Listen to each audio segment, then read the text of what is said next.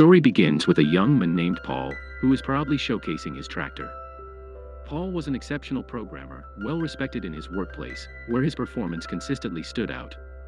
Today was supposed to be a significant day for him, as he was expecting a promotion for an innovative program he had developed. However, to his shock and disappointment, his boss awarded the promotion to someone else. This betrayal left Paul stunned, prompting him to resign from his job. Surprisingly, he didn't feel particularly upset about it. Almost immediately, he received an enticing offer from a company in Singapore, complete with a high salary and promising career advancement. A recruiter named Andy had traveled to Paul's country for interviews, selecting a few candidates, including Paul, and arranging their trip to Singapore. During the flight, Andy assigned Paul an unusual task, asking him to hack the phones of everyone on board. Paul assumed this was part of Andy's testing process. When they finally arrived in Singapore, things were about to take an unexpected turn. A gang of thugs attacked Paul and his friend the moment they stepped off the plane. Paul felt a cloth being placed over his face, and just before losing consciousness, he caught a glimpse of Andy among the attackers. In that instant, Paul realized the job offer had been a scam. When Paul and his friend regained consciousness, they found themselves in a foreign country outside of Singapore. They were taken to a strange factory and introduced to Ben, the most notorious gangster in the industry. Ben informed them that they would be working for him and warned that any attempt to resist would lead to severe consequences. Terrified, Paul was led into the factory, where he saw rows of people forced to work on computers, most of them developing gambling apps under the threat of torture, with taser guns used on those who resisted. Paul and his friend were taken to the second floor, where skilled software engineers worked on advanced programming and data mining tasks. These workers were paid higher wages than those on the first floor, but they too were under duress. They were then led to the third floor, where Paul was disheartened to see several young women being forced to lure men into gambling traps. His dreams of building a career lay in ruins. Desperate to escape, Paul began to devise a plan, but Andy soon sensed his intentions. He kicked Paul to the ground, brandished a gun, and threatened him with death if he tried to escape again. That night, Paul and his friend were confined to a filthy room filled with rats, making it impossible to sleep. Suddenly, Andy appeared and forced Paul to call his family, telling them everything was fine to avoid raising suspicion. Andy told Paul to mention signal issues to keep the conversation short, warning him not to try anything clever. Reluctantly, Paul sent a reassuring message to his family while making the call. During the call, he saw a man who was tied up and brutally beaten. He was informed that the men had tried to escape, and this harsh punishment crushed any remaining hope Paul had of getting away himself. The next morning, Andy ordered Paul to carry out a major scam. When Paul refused, his men beat him severely as punishment for his defiance. Hearing Paul's screams, the gang's boss rushed in and commanded everyone to stop. "Hey, wait! There's no need to kill him. He'll do all our work without any trouble. I'll have him design an ad for our gambling website," he declared. Although Paul managed to complete the task, he had no intention of staying there. An idea came to him, and he quickly scribbled a note asking for help before sneaking off to the washroom. To his surprise, he found a window that might let him send his message outside. However, as he climbed up to throw the note out, the flimsy seat broke beneath him, making a noise that caught the attention of a girl who came out to see what was happening. Startled, Paul watched as she forcefully grabbed the note from his hand, which simply read, "Help me." This shocking moment cut to a flashback revealing the girl's story. Her name was Lily, a well-known model who had made a significant amount of money throughout her career. One day, her image was posted on a gambling site without her consent. Her boss, believing Lily had agreed to it, fired her for violating their contract, which prohibited her image from being used outside of their advertisements. Devastated, Lily was told about a lucrative job opportunity by a friend. Without thinking twice, she accepted the offer and went to the address given for an interview. Upon arrival, she found out that the job involved a daring photo shoot. Terrified, she tried to flee the hotel, but her friend chased after her. When her friend attempted to force himself on her, she was left in a desperate situation. Just then, another friend stepped in, threatening the men with police action and escorting Lily to her home.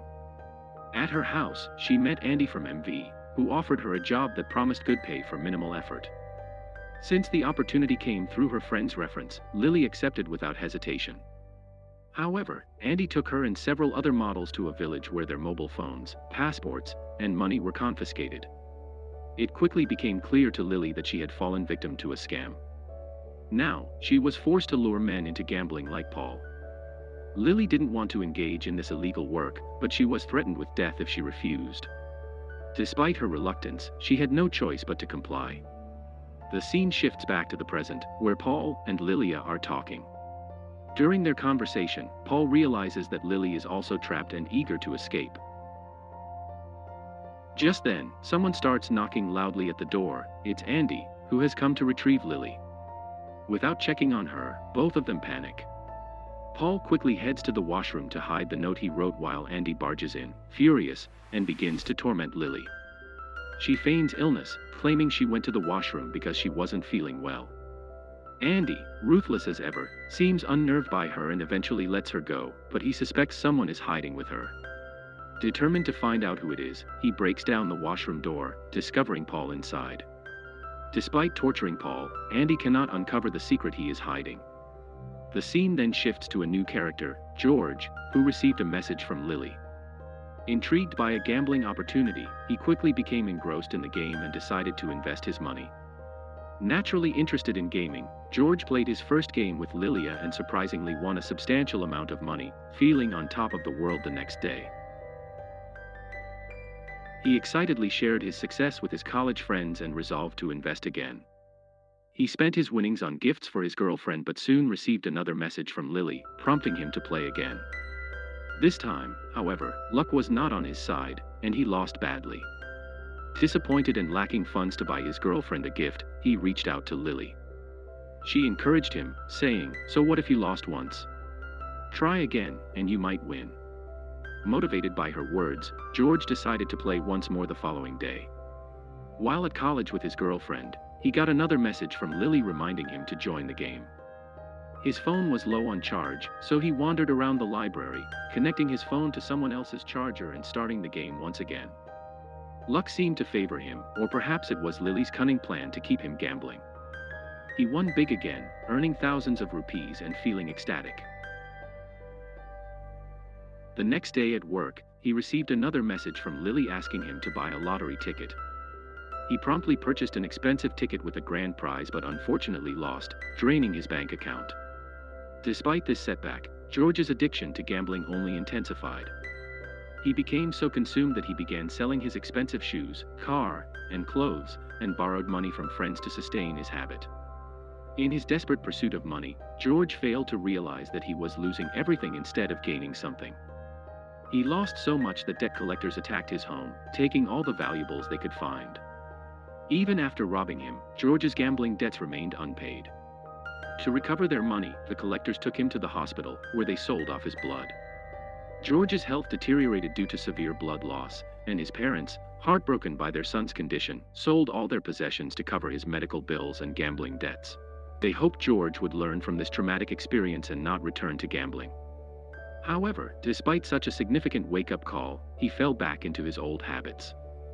Fortunately, his girlfriend, Sannu, was supportive and took great care of him. During one of his bets, George managed to win a full pot, but before he could celebrate, Sannu informed him that she had cancelled his bet, infuriating him. Driven mad by his addiction, George sought money by offering all his grandmother's gold and the valuables from his home. Still unsatisfied, he blackmailed his mother for the passwords to her credit card and safe, ultimately losing a fortune. He even mortgaged his house and invested everything in gambling, but to no avail. He could no longer win any bets. The entire gambling scheme was a scam. Initially, the gambling operators would let people win to create an addiction, but once they were completely hooked, they would take all their money. By the time George understood this, it was too late. He had lost his house, and his parents' belongings were on the street. In shock, he was confronted by Sannu, who, realizing his mental state was deteriorating, followed him home, pleading, "George, don't do anything. We can fix this together." Ignoring her, George jumped from his apartment, ending his life. The scene shifts to Lily, who had made a significant profit from the gambling business. She was celebrating, surrounded by friends who were all happy, despite knowing their wealth came from cheating and endangering lives. Meanwhile, Lily felt elated after reaching 5 million customers with Paul's help. During their conversation in the washroom, Paul had promised her, "I can help you escape. I'll get you 5 million customers, and then you can leave." However, when she approached Ben for her passport, her hopes were dashed when he informed her that she couldn't leave until she hit a target of 10 million customers. Realizing the grim reality, she accepted her fate, understanding the consequences of refusal. Meanwhile, Ben was pleased with Paul for developing high-tech systems that eliminated the need for additional workers, as all operations were now automated. He asked Paul what he wanted, and instead of asking for personal gain, Paul requested the release of all the workers. His decision was met with joy and excitement among the staff. As they were leaving, a boy approached Paul and slipped him a secret note. The note was a signal for the police, and the boy understood its significance on the way to the airport. Andy stopped for a cigarette but had no money. He started asking the workers for cash, but only the boy who had received the note from Paul. When Andy gave the money, the shopkeeper remarked, "Excuse me, sir, this note can't be used, something is written on it." Upon reading the note, Andy became furious, realizing someone was about to inform the police. Instead of taking them to the airport, he returned to the factory and told Ben about the plot. Ben was furious and ordered the torture of everyone involved. Unable to bear the suffering of their fellow workers, Paul and Lily decided to take the blame for alerting the police. As punishment, one of Paul's legs was cut off, and Andy pulled out all of Lily's nails, causing her excruciating pain. To prevent further issues, Ben ordered the transfer of all workers to another location. While being transported by bus, Lily summoned her courage and jumped out of the window. She quickly ran to the police station and reported Ben and Andy, unaware that the police had also been bribed by Ben. Shortly after, Andy arrived to capture Lily, and his men began torturing her. Andy recorded the abuse on his phone. After subjecting her to extreme torment, they tossed her into a sack and threw her in water. Once they left, some men took her out of water. We see that Andy returned her passport. It was revealed that Andy secretly loved Lily and had taken her because he wanted to protect her from Ben's cruelty. To convince Ben that Lily was dying, he staged the entire scenario. Grateful for his assistance, Lily rushed to the airport where she bribed airport official to go through. When she reached home, police was already waiting for her there. In a panic, she revealed everything that had happened, including the details of Ben's gambling operation. Police officer informed her that Ben's network was extensive and difficult to dismantle. The police devised a clever plan to catch Ben and discreetly sent Paul a note with a date and time, instructing him to activate the fire alarm. Understanding the urgency, Paul set off the fire alarms, prompting a police raid. Ben panicked, unsure how the police had discovered him. Eventually, he realized that his betrayal came from Andy, his longtime friend. Ben contemplated killing Andy but hesitated due to their deep bond. Before he could act, the police arrived, demanding Ben's phone. Fearing for his friend, Andy shot at an officer. In response, the police opened fire, killing him instantly. Ben was captured during the operation, and a year later, the police continued to crack down on gamblers, significantly reducing gambling worldwide. At a press conference, Paul spoke about the importance of raising awareness against gambling, having lost one leg in the ordeal. Lily stood beside him, and together they reflected on their harrowing experiences. This story concludes with a powerful lesson: gambling can endanger not only your finances but your life as well.